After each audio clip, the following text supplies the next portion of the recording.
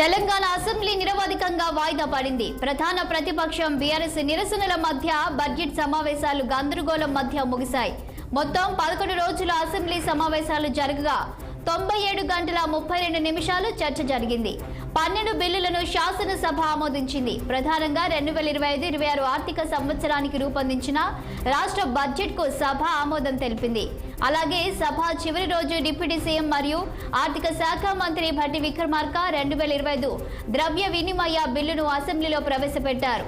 దీని మీద సుదీర్ఘంగా చర్చించిన అనంతరం సభ దీనికి ఏకగ్రీవంగా ఆమోదం తెలిపింది.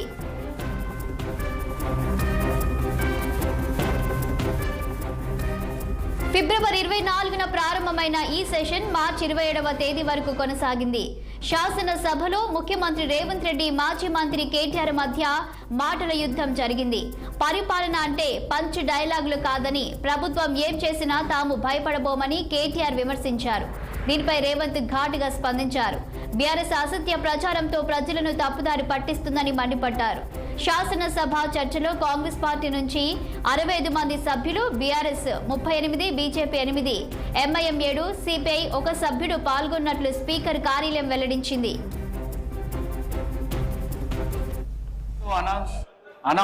Announce to the House that in respect of the starred and unstarred questions which were admitted, the communicated to the departments for the which answer have not been received, the ministers concerned that directed to send the answers to the questions directly to the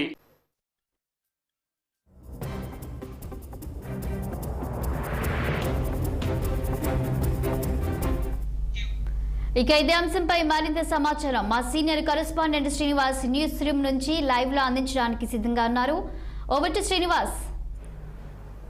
శాసనసభ నిన్నటితో కూడా సుదీర్ఘంగా వాయిదా పడింది.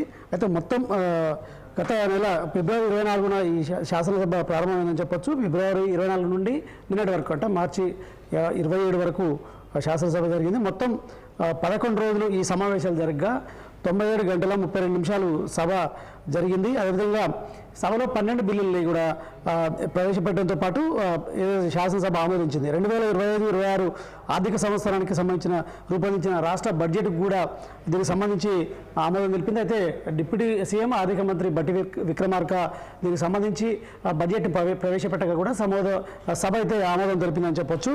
మొత్తం దీనికి సంబంధించి 2025 ద్రవ్య వినిమయ బిల్లు ఈ అసెంబ్లీలో కూడా ప్రవేశపెట్టారు. దీని మీద సుదీర్ఘంగా కూడా చర్చ జరిగింది.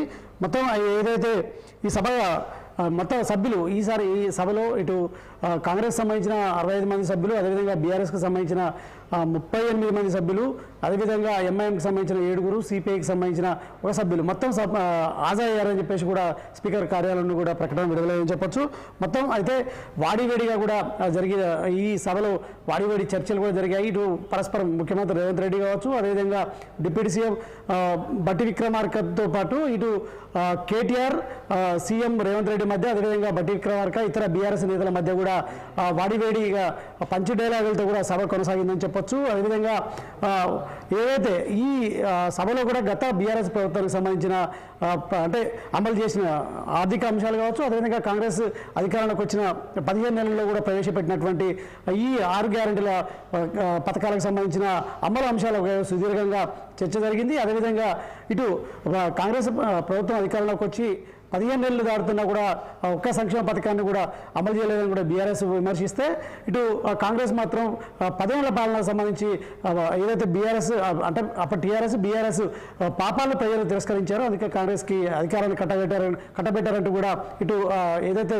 కౌంటర్ వేసిన పరిస్థితి. మరి దీంతో పాటు కాంగ్రెస్ అధికారంలోకి వచ్చాక మొత్తం సుమారు 58,000 ఉద్యోగాలు కాంగ్రెస్ ఇచ్చింది. నిరుద్యోగులకు ఇచ్చిన హామీలో భాగంగా ఇచ్చిందని కూడా ఇటు కాంగ్రెస్ అంటే గత బీఆర్ఎస్ ప్రభుత్వంలో ఇచ్చినటువంటి నోటిఫికేషన్లని ఫిలప్ చేసి ఏదైతే తమ ఖాతాలో వేసుకుంటున్నారంటూ కూడా ఇటు బీఆర్ఎస్ సభ్యులు విమర్శించిన పరిస్థితి. కానీ మొత్తం కాంగ్రెస్ ఇచ్చింది 11,000 ఉద్యోగాలు అంటూ కూడా ఏదైతే కౌంటర్ చేసిన పరిస్థితి. ఇటు అదాలతం కూడా ఇటు బీఆర్ఎస్ అదేవిధంగా కాంగ్రెస్ సభ్యుల మధ్య ఏదైతే వాడివేడిగా చర్చలు జరిగాయి. అదేవిధంగా ఒక సందర్భంలో కూడా ఇటు స్పీకర్ కూడా కౌంటర్ అంటూ వారిని సంధానించే ప్రయత్నం చేశారు. మరొక వైపు ఈ సభలోనే కూడా బీఆర్ఎస్ సభ్యుడు అదేవిధంగా సూర్యాపేట అంటే శాసనసభ్యుడు మాజీ మంత్రి జగదీష్ రెడ్డి కూడా స్పీకర్ పై కూడా అనుచితంగా వ్యాఖ్యలు చేశారంటూ కూడా ఆయన ఈ సెషన్ నుంచి సస్పెండ్ చేసిన పరిస్థితి కనిపించింది. సో ఈ నేపథ్యంలో కూడా ఇవన్నీ సభలో వాడివేడిగా జరిగాయని కూడా చెప్పచ్చు. మొత్తంగా దీనికి సంబంధించి మరొక వైపు కాంగ్రెస్ ప్రభుత్వం కులగణనకు సంబంధించి ప్రతిష్టాత్మకంగా తీసుకున్నటువంటి కులగణన అంశాన్ని కూడా అంటే దీనికి సంబంధించి సభ ఆమోదం తెలపడంతో పాటు ఈ అఖిలపక్షాన్ని కూడా ఇటు కేంద్రం దగ్గరికి తీసుకుపోవడం కూడా భావించింది. దీన్ని కూడా తీర్మానం సీఎం రేవంత్ రెడ్డి కూడా తీర్మానించారు. కులగణన కావచ్చు, అదేవిధంగా ఎస్సీ వర్గీకరణకు సంబంధించి ఈ రెండు కాంగ్రెస్ తీసుకున్నటువంటి చారిత్రాత్మక నిర్ణయాలంటూ కూడా ఇటు కాంగ్రెస్ చెప్తుంటే అయితే ఈ బీఆర్ఎస్ మాత్రం విమర్శించిన పరిస్థితి, మరోవైపు బీజేపీ కూడా విమర్శించిన పరిస్థితి. సో ఈ నేపథ్యంలో కూడా ఇటు ఏదైతే సీఎం రేవంత్ రెడ్డి కూడా ఘాటుగా కూడా కేటీఆర్కి ఇటు హరీష్ రావు కూడా కౌంటర్ దాఖలు వేశారు. ప్రాజెక్టుల విషయంలో కావచ్చు, అదేవిధంగా ఇటు బడ్జెట్కి సంబంధించిన విషయం కావచ్చు, అదేవిధంగా లగచర్లో జరిగిన ఘటనలకు సంబంధించిన అంశాలపై కూడా ఇటు వాడివేడిగా చర్చ జరిగింది. ఇటు సీఎం రేవంత్ రెడ్డి కూడా ఘాటుగా వారిపై స్పందించారు, కేటీఆర్ పై కూడా స్పందించారు. కేటీఆర్ పై కూడా కౌంటర్ వేసిన పరిస్థితి. ఎందుకంటే అక్కడ రైతులు రెచ్చగొట్టడంతో పాటు అధికారులను చంపడానికి కూడా ఇటు బీఆర్ఎస్ ప్రయత్నం చేసింది. కేటీఆర్ ఉసిగొల్పారు, హరీష్ రావు అంటూ కూడా ఇప్పటికే స్పష్టం చేసిన నేపథ్యంలో కూడా మొత్తం అయితే వాడివేడిగా జరిగింది, సుదీర్ఘంగా జరిగింది. అయితే దీనికి సంబంధించి మొత్తం 97 గంటల అంటే 32 నిమిషాలు అయితే ఈ సభ జరిగిందని చెప్పొచ్చు. శాలిని. Thank you Srinivas.